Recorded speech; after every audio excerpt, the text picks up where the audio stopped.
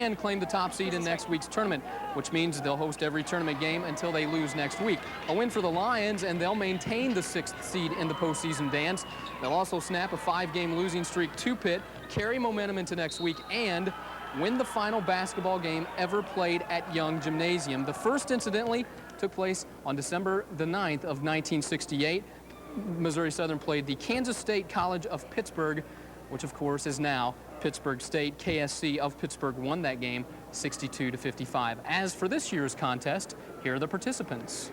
They're a dangerous basketball team. They're a very well-coached team. They're fundamentally sound. They play as well together as probably any team in the country. So there's never a good time to play them. You know, we're going to have to certainly play an awful good basketball game, and if we do that, I think it'll be a good basketball game. They got beat by Truman State, and SBU played them real tough. So we're hoping that you know, maybe they'll overlook us a little bit. Maybe we can go out there, shoot the ball well. We're at home. We've got that kind of advantage. So you know, hopefully we can go in and surprise them. I can't imagine that guys the age of our players are going to feel any great significance to a gym that's been there longer than they've been alive. Certainly, if I'm a Southern player that's in the 2nd year, I got to think it's going to be pretty nice to move into a new place. But as far as bidding fond farewell to an old place, I doubt that it'll have much effect. It's big because we don't want to share the conference with Western, and also win here can. I mean, the last 2 games have been down. We want to get some momentum going for the postseason, and we want to get home court advantage all the way through. And it should be a great game tomorrow. Lady Lions tip things off, 6 o'clock, men to follow at 8. Finally tonight, we provide a look at some of the outstanding plays in the NBA from this past week. The rebound goes to Scottie Pippen. We'll tell you all about it. Coming up, we travel back in time, bringing the story of 2 teammates turned rivals. It'll be the last game ever played at Young Gymnasium, as well as a farewell performance for 2 four-state friends.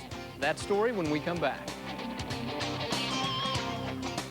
Town Sports with Mike Olmstead. Tomorrow night's border battle between Pitt State and Southern will not only be the final game at Young Gymnasium, it will also bring closure to the careers of former high school teammates turned college adversaries Matt Olson and Doug Gillispie. Here's Jimmy Sidelucky with more.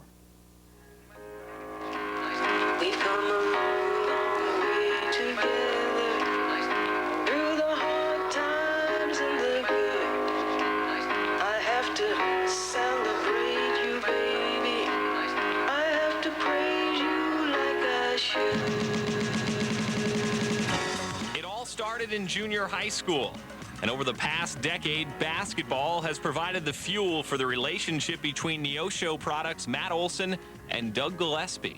I can remember in 8th grade, he was just a big, lanky, corn-fed kid from Nebraska that moved in, I think, and he was tall, and that's all, but he really improved. It's safe to say that they have each improved since their playing days at Neosho High School under Coach Denny Chenoweth. Both players have gone on to eclipse the 1,000-point barrier in their college careers, and they've done it the hard way.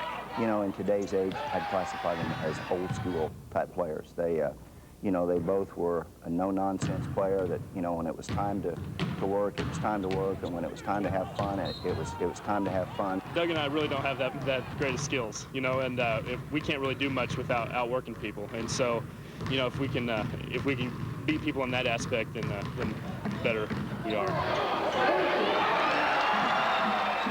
Their off-court personalities rival their game-time demeanor. Nothing flashy, just 2 good guys who enjoy each other's company. You know, we do stuff in the summer all the time. We live together. You know, it's just nothing but a real good relationship. When we have time, we'll golf and stuff like that. I mean, whatever. I mean, we're a lot more laid back off the court, really, and just go up to the rec center and shoot hoops. We don't really bring up, you know, we don't talk a lot about basketball during the off-season, kind of get away from it. These 2 friends will meet at center court for the final time on Saturday night. And just in case they need it, there is added incentive. The loser will be scarred for life. Matt wouldn't admit it, but we've got a side bet right now, and if they lose tomorrow night, he's going to have to tattoo I wish I was a grill on him somewhere. And you know, if they pull the upset, I'm going to have to get a Missouri Southern tattoo, so that'll keep it interesting too. You're 40.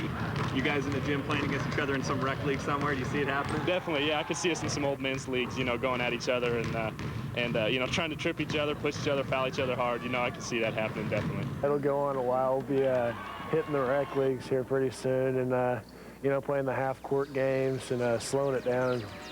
Yeah, putting on some weight probably.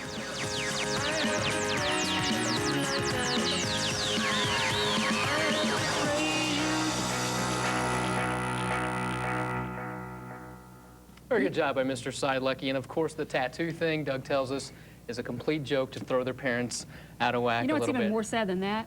We watched them grow up. Yeah. That's true. We've been around long enough to watch them in their high school and They college are. career. We didn't have time to run down the list of high school scores. If we come back, when we come back, maybe we have some time, we'll let you know who did what tonight. All righty, thanks, Mike. Yep. Stay tuned, your hometown 2000.